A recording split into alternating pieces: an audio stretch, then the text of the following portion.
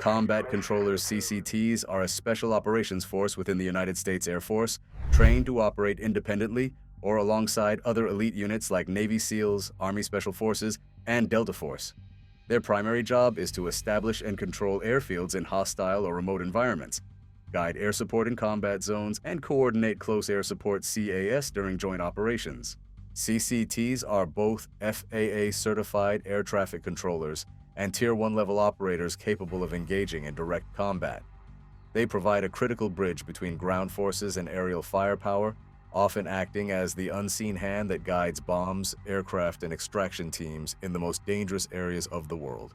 Despite being some of the most highly trained and versatile operatives in the U.S. military, combat controllers often operate in silence, rarely seen in movies or headlines. Yet, without them, many successful missions would never have been possible. The roots of combat control trace back to World War II and the D-Day landings of June 6, 1944. During these massive airborne operations, pathfinders were dropped behind enemy lines to mark drop zones, DZs, and guide incoming aircraft.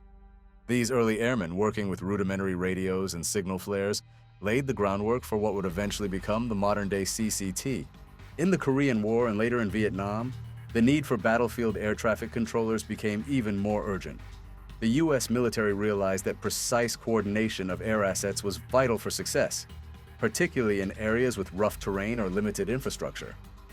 By the 1950s, the Air Force began formalizing combat control as a distinct career field.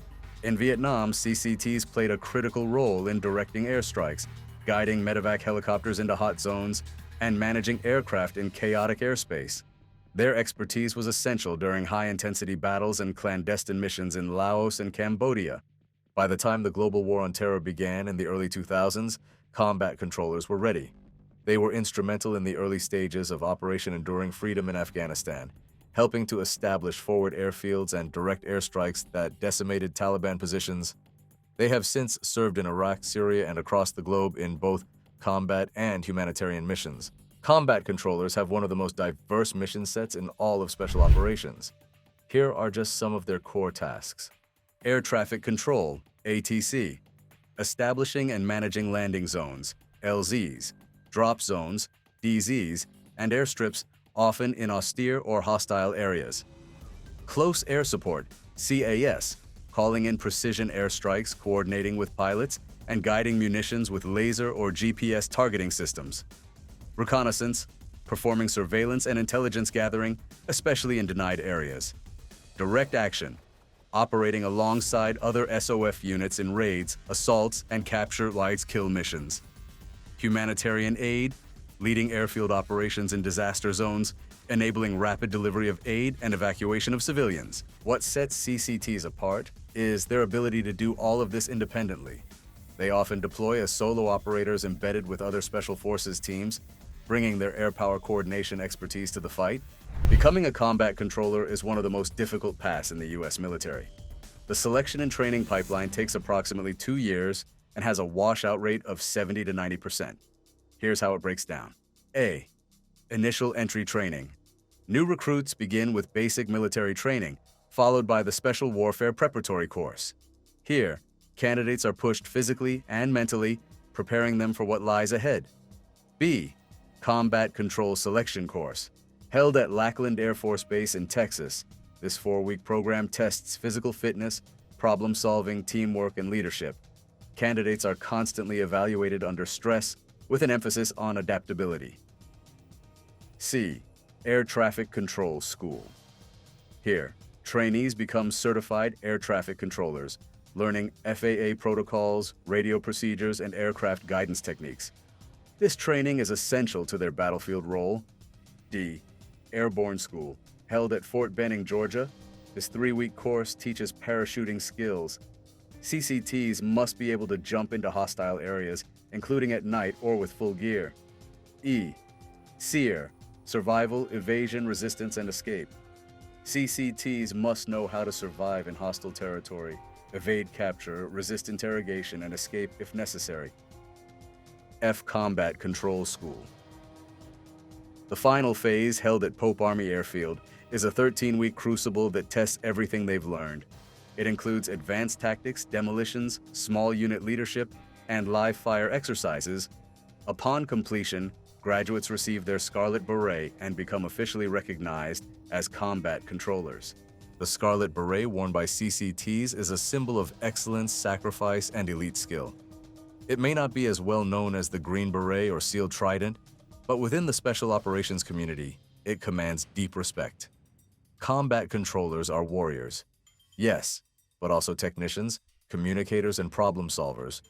They must operate seamlessly with ground units and aircraft crews, often under extreme pressure. Their unofficial motto says it all: first there. This phrase reflects their role as pathfinders, leading the way into unknown or contested territory to prepare for the arrival of others. As the global landscape continues to shift, combat controllers are adapting faster than ever. Their traditional role, coordinating air support from dirt runways and remote outposts, has not gone away. But layered on top of that is a new reality. Warfare in the digital age demands more than just physical precision. It requires data, speed, and integration across multiple domains. Combat controllers are now embedded in mission sets that increasingly rely on real-time intelligence, satellite feeds, and autonomous systems. On a single mission, a CCT might operate a handheld device to deconflict airspace, call in a fifth-generation fighter jet strike, and immediately shift to managing drone surveillance, all while under direct enemy contact. Their training has evolved to meet this hybrid battlefield, incorporating elements of cyber warfare and electronic countermeasures alongside traditional close air support. One of the lesser-known yet transformative tools in the CCT toolkit is their advanced communication suite. Portable, rugged, and encrypted, these systems allow them to maintain contact with aircraft, ground units, and command centers, often simultaneously. This ability to link the tactical edge with strategic decision-makers makes them not only force multipliers, but also mission integrators. For example, in recent counterterrorism missions in Africa, CCTs have worked with small JSOC teams on deep reconnaissance and capture-kill operations, sometimes in complete electronic silence. Their ability to move in with minimal footprint, establish remote control zones, and extract intelligence in real time has helped neutralize threats long before they could materialize into global dangers. But it's not just about new gear, it's about the mentality. Combat controllers must think like operators, communicate like air traffic controllers, and execute like commandos. They are often the link that connects conventional air power with unconventional ground forces. In theaters like Syria and the Horn of Africa, they've enabled operations where traditional infrastructure is non-existent, adapting to degraded environments that would paralyze standard military responses. CCTs are also increasingly involved in multinational operations, training with allied forces and working in tandem with other special operations communities. Their skills are transferable, their gear modular, and their mindset globally relevant. Whether landing an aircraft on a glacier, coordinating a surgical airstrike in a crowded city, or managing drone assets during hostage rescue ops, combat controllers bring unmatched agility. Another growing role is their presence in joint special tactics teams, where they're paired with pararescue men, tactical air control party, TACP specialists, and special reconnaissance operatives. These integrated teams move with speed and independence, able to support Tier 1 units or operate autonomously in denied areas. Looking ahead, the future battlefield will only increase the demand for operators like combat controllers. With the rise of near-peer threats, the ability to manage and dominate contested airspace is more critical than ever. Whether it's preparing landing zones in a satellite-denied environment, deploying sensor networks behind enemy lines, or orchestrating multilateral joint strikes, the combat controller will remain essential. In many ways, they are the quiet enablers, the ones who rarely appear in recruitment commercials or Hollywood movies, yet whose voices over the radio change the outcome of battles. Their impact is often felt more than seen, measured in lives saved, missions completed, and targets neutralized. The modern combat controller blends elite tactical experience with strategic-level influence. They aren't just airmen on the ground, they are a mobile command tower, embedded sensor platform, and force coordinator in one. Their presence on the battlefield transforms chaos into coordinated dominance. And in the end, that's what defines them: adaptability, control, and absolute precision in the most unpredictable environments on Earth. As the future battlefield continues to evolve, the demand for multi-domain dominance grows. Land, air, sea space, and cyberspace are no longer separate arenas, but interconnected fronts. For combat controllers, this means their mission is expanding in both complexity and importance. The hallmark of a CCT has always been precision, whether calling in danger-close airstrikes, establishing improvised runways, or directing aerial assets across chaotic combat zones. But today, they are being trained and equipped to dominate the electromagnetic spectrum, integrate real-time drone intelligence, and operate in GPS-denied environments. Special Tactics Squadrons now include specialists in cyber and space operations. CCTs are learning to seamlessly plug into this network using tools that allow them to map electronic signals, jam enemy drones, or protect their communications from digital intrusion, all while maintaining their traditional air-ground interface. One of the most significant developments in their toolkit is the use of next-generation Joint Terminal Attack Controller (JTAC) systems. These devices are lighter, faster, and allow combat controllers to interface directly with aircraft systems. Some even use augmented reality headsets to display targeting data in real time. This enables them to paint a picture of the battlefield for pilots with unprecedented clarity. In potential near-peer conflict scenarios involving countries like China or Russia, the ability to secure and hold forward airfields will be a decisive factor. Combat controllers are already preparing for this by training to insert into contested zones, secure landing areas under fire, and immediately begin controlling the airspace. They will likely be among the first U.S. personnel on the ground in any future large-scale conflict. Another growing emphasis is their role in special reconnaissance missions. When satellite coverage is denied, drones are jammed, or intelligence is unreliable, combat controllers are inserted to provide direct eyes on target.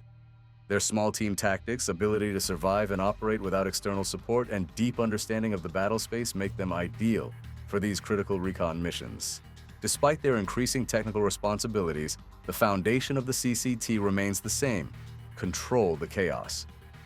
Whether it's a remote mountain pass, an urban war zone, or the remains of a collapsed airport terminal, they bring order, coordination, and capability that enables every other team around them to succeed. Their presence fundamentally changes the options available to commanders. Need to conduct a stealth exfiltration of hostages under enemy fire? A CCT can coordinate aerial extraction. Need a blackout nighttime airstrike on a high-value target in a densely populated neighborhood? A CCT ensures accuracy and zero collateral damage. Need to get humanitarian aid into a remote jungle airstrip after a cyclone? A CCT can have aircraft wheels down within hours. They are also expert communicators, not just technically, but interpersonally. Often acting as the link between pilots, special forces operators, coalition partners, and intelligence officers, they must be fluent in multiple doctrines and capable of adapting to different mission cultures. In some cases, they might be embedded with a foreign force for months at a time, building trust and delivering results without ever being noticed in the news. And yet, for all their capabilities, they remain among the most humble operators in the U.S. military. You won't find combat controllers posting on social media or giving interviews. Their motto, "First there," says it all. They show up first, do the job, and leave without ceremony. Looking ahead, the U.S. military is leaning hard into agile deployment strategies, what some call distributed operations. Combat controllers are ideal for this model. They can deploy in small teams, integrate with any force, and serve as the backbone of air integration, intelligence relay, and target acquisition.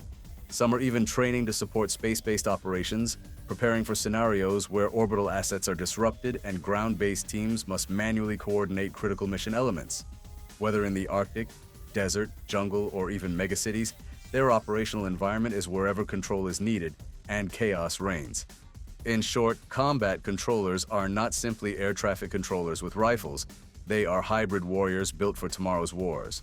They bring a rare mix of strategic-level impact and tactical-level presence. When the mission is sensitive, the location hostile, and the outcome uncertain, the combat controller is the operator you want on the ground. Their job is never glamorous, rarely recognized, but absolutely essential. They are the silent force that clears the skies, opens the doors, and makes the impossible happen time and time again. Remember to like, subscribe, and comment so you don't miss out.